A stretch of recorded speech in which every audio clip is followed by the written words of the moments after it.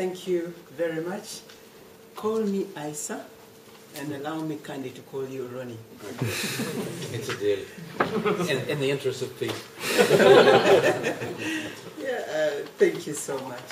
First of all, let me most sincerely, on behalf of UN Habitat and on my own behalf, thank the European Commission and our colleagues with whom we organized this event, Cities in Transition.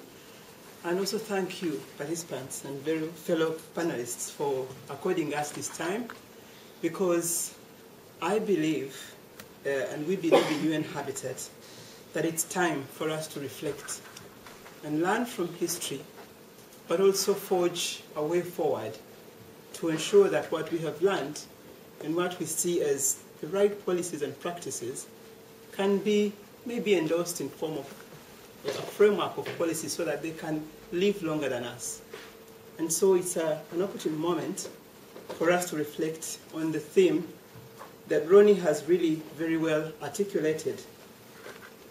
Looking at urbanization, the issue of conflict in post-conflict situations, peace building and state building as part of a journey towards sustainable development. From UN Habitat's perspective, we have had the opportunity in the last 20 years to work in conflict and post-conflict situations.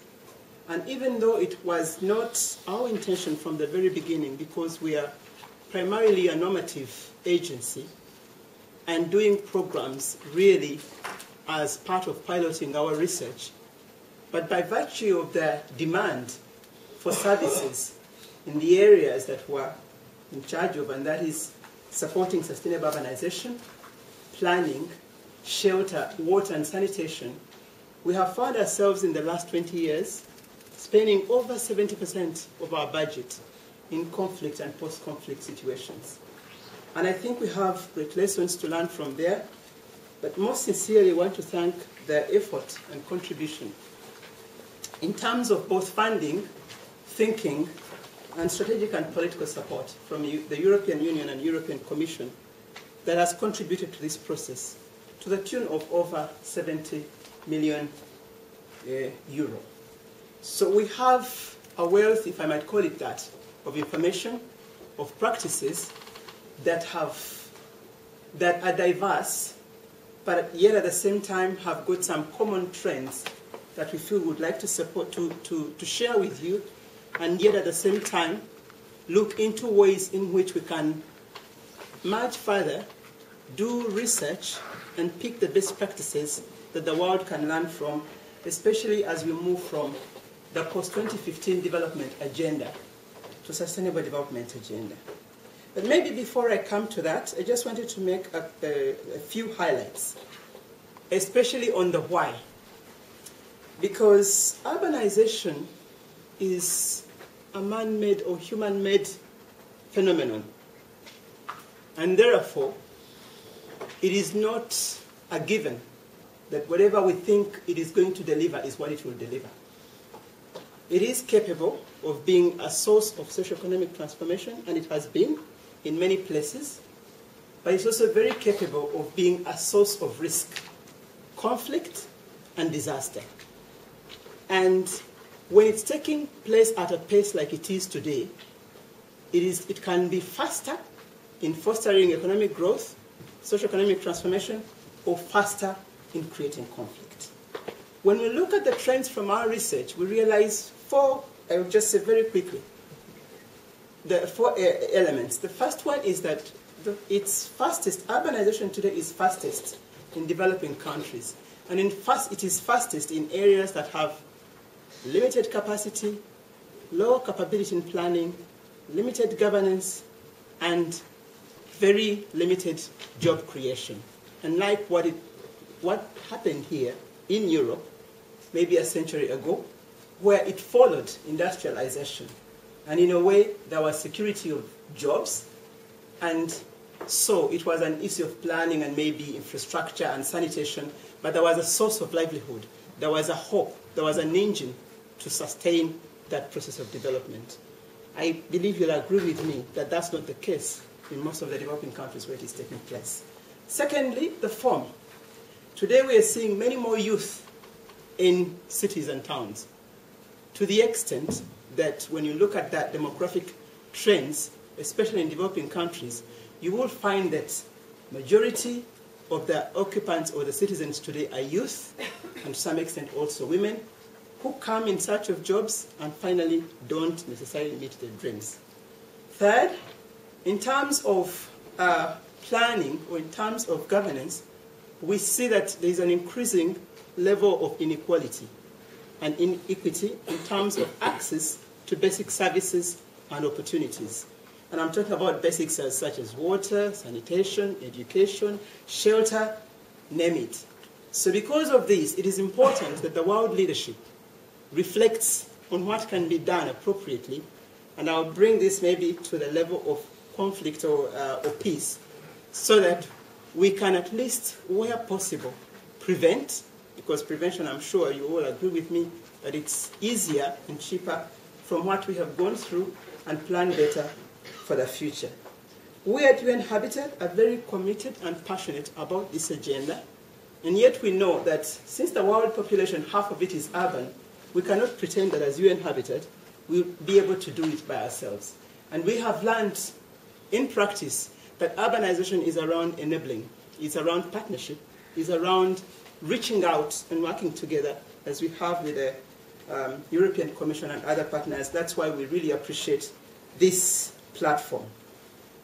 So from that note, as I mentioned, we have found ourselves engaged in post-conflict and conflict situations and have had one common principle, and that is really, even when we come in requested to do physical infrastructure, especially in the area of shelter and water and sanitation, we have noticed and realized that we cannot be successful if we don't focus on the people.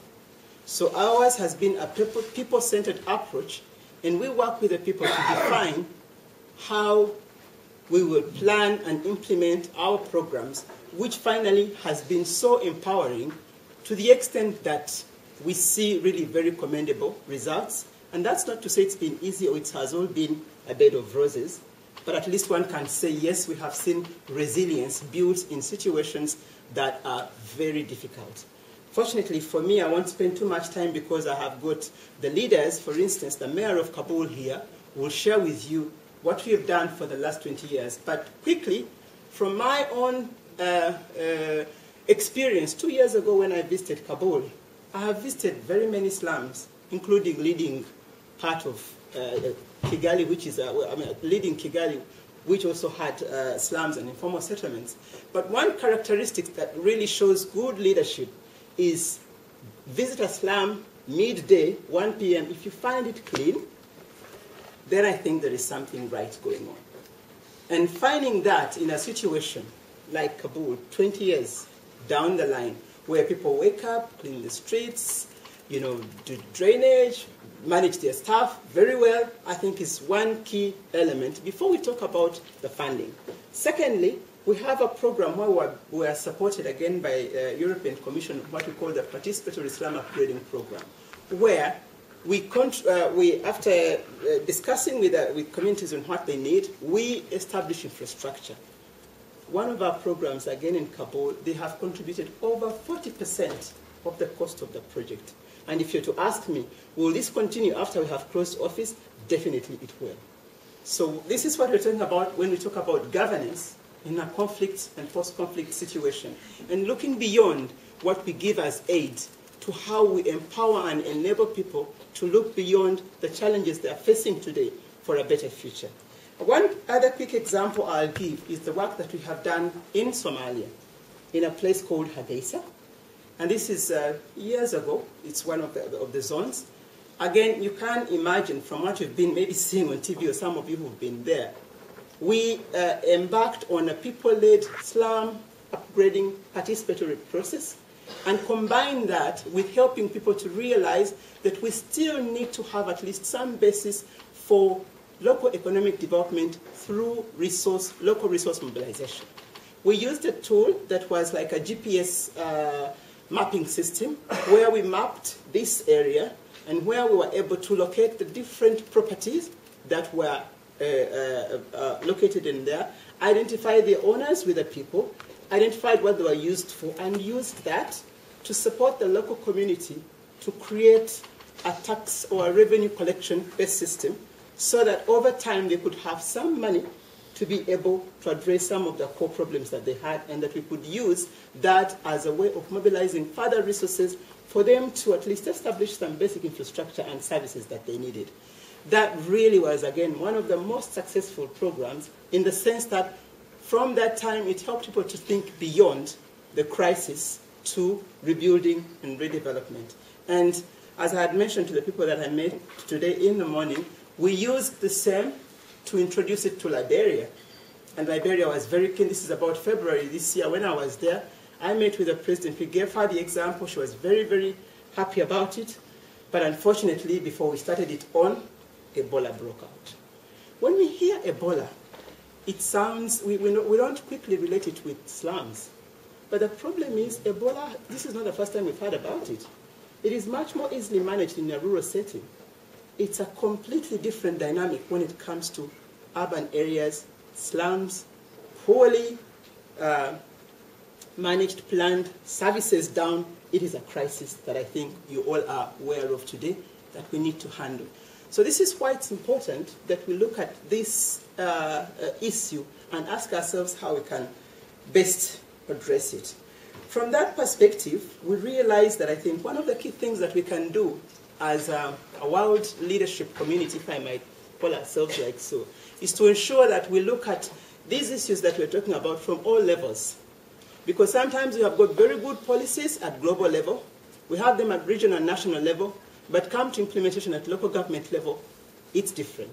So it is important that we ensure, and that's why as UN Habitat and our partners, we believe in engaging local government and local governance authorities in the process of planning, of decision making, and empowering them to be able to implement the plans that they have committed themselves to.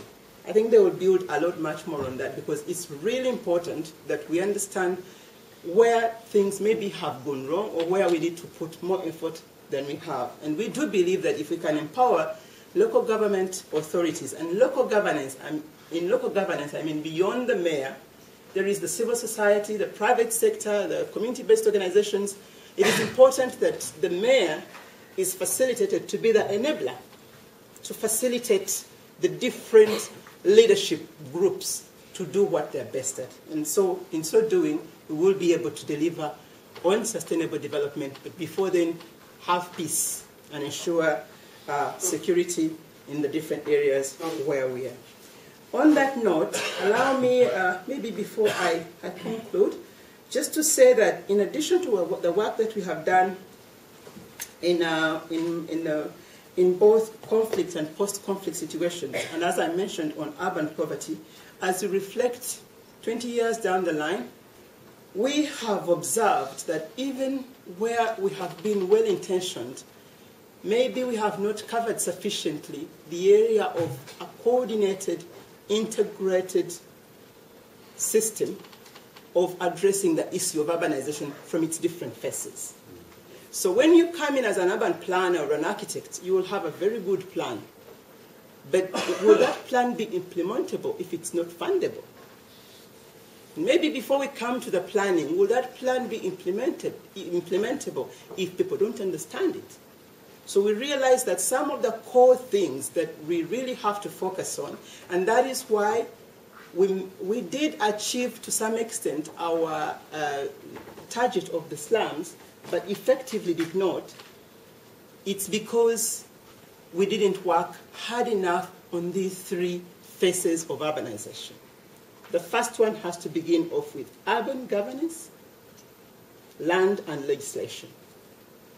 As long as we don't have, as long as we are not as inclusive as possible, as long as whatever we have as dreams and ideas as leaders is not being built around all the different groups and interests around the city, then its sustainability is into question. Secondly, and as long as that has not been captured to be supported by the right legislative and policy process, then the danger of us being in offices of responsibility for a short period of time means that every leader will come in with a new agenda, and then finally we lose the focus on sustainable development. The third point that we have realized again is the importance of the issue of land in urbanization, because the value of land, the security of tenure of land, the utilization of land is changing so fast with fast urbanization, and is a conflict carrier. In Africa, over 70% of land is not recognized officially in the conventional system of ownership. And yet this land, it is in Africa where urbanization is taking place fastest. I talked about the issue of planning and design. We have visited a number of cities and governments who have spent lots of money taking on consultants, but people bring their plans with their own culture and history. An Asian plan versus a European plan versus an American plan. People need to develop a plan that is contextualized around their areas, but with key principles not missing. And these are the principles of compactness, mixed use. I don't have to go into too much details, but it's important that at least the principles are upheld. Then the third is the issue of local economic development. As I mentioned, urbanization has been missing this component over time. It had it before, much more than now. We need to ensure that it's a creator of jobs, and it does empower those that are living in these urban areas. It's around these three principles that we now anchor in the infrastructure, whether housing or roads or sanitation. That's when it does make sense. And that's what we've referred to as the new urban agenda. And we appreciate your contribution to this process as we prepare both for the implementation of the Sustainable Development Goals, especially specifically the goal on sustainable cities and human settlements. And we do really appreciate the commitment of your support into that approach. I think probably I could have run short of my time, but I'll conclude here, kindly requesting that you'll bear with me. At 4:30 on the dot, I will have to leave. But I'll be with you until then, because I'll have to travel back to Nairobi. I thank you for your kind attention.